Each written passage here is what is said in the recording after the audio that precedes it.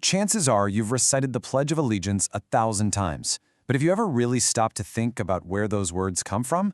Specifically, two little words that were added decades after it was first written. Today, we're unpacking the incredible and surprising story behind one nation under God.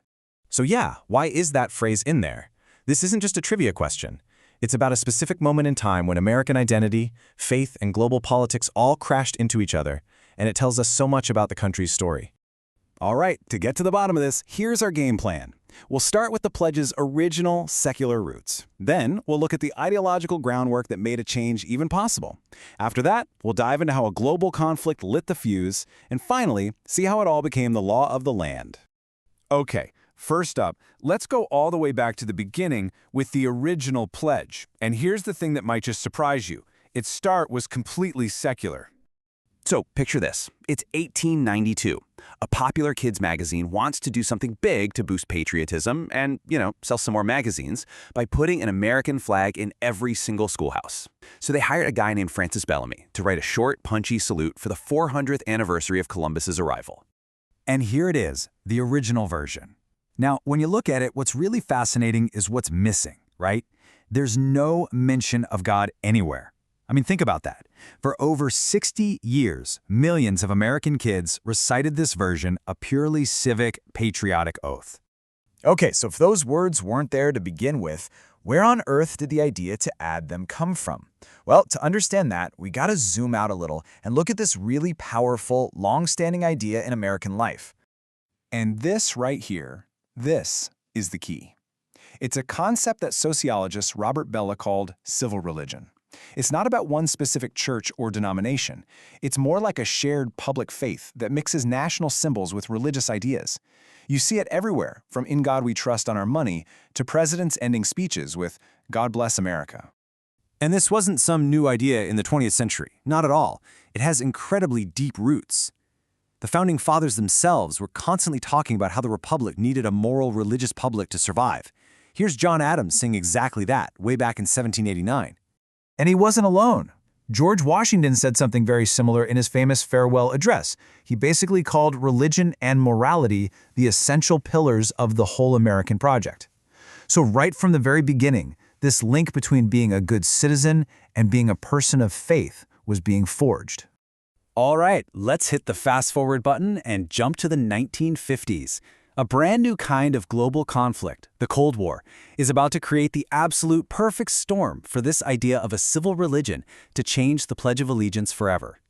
You see, the Cold War wasn't just about tanks and missiles. It was framed as this huge moral showdown.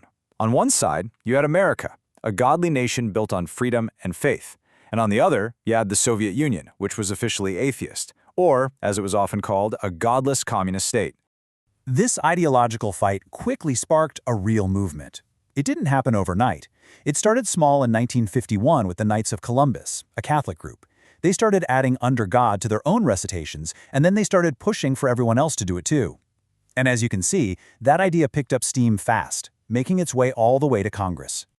And the man in the White House, President Dwight D. Eisenhower, he was all in on this. Even during his campaign, he was framing the Cold War in exactly these terms. For him, it was simple. This was a spiritual battle, and faith was the clear dividing line between us and them. So you've got a super popular president backing the cause, and a whole nation feeling anxious about the threat of communism. The stage was perfectly set for Congress to act, and to act quickly. What's really wild is how this wasn't some long, bitter political fight. The pieces just fell right into place. You had the grassroots energy, you had a powerful moral argument from the pulpit, and then you got that final push from the president. And the result? A unanimous vote. Seriously, not a single member of Congress from either party voted against it. And then came the day, on June 14, 1954, which, fittingly enough, is also Flag Day. President Eisenhower sat down and signed the bill into law. And just like that, from that day on, the Pledge of Allegiance officially included the words "Under God." But hold on, the story doesn't quite end there.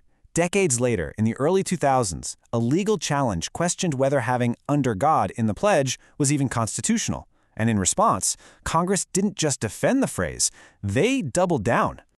In 2002, Congress actually passed a law laying out its official argument. They said that under God wasn't about establishing an official religion, it was just acknowledging the huge role that faith has played in American history. They pointed to everything from the Declaration of Independence to Lincoln at Gettysburg to make their case. So let's bring this all home. What does this whole journey, this transformation from pure patriotism to a mix of patriotism and piety, really tell us about America's identity? I mean, this side-by-side comparison really says it all, doesn't it? The pledge started its life as a secular promise about national unity. But at a moment of intense global crisis, it was changed into an oath that officially ties patriotism together with public faith. So in the end, the story of these two little words is really the story of a nation figuring out, and maybe refiguring out, what it stands for. It leaves us with a pretty powerful question.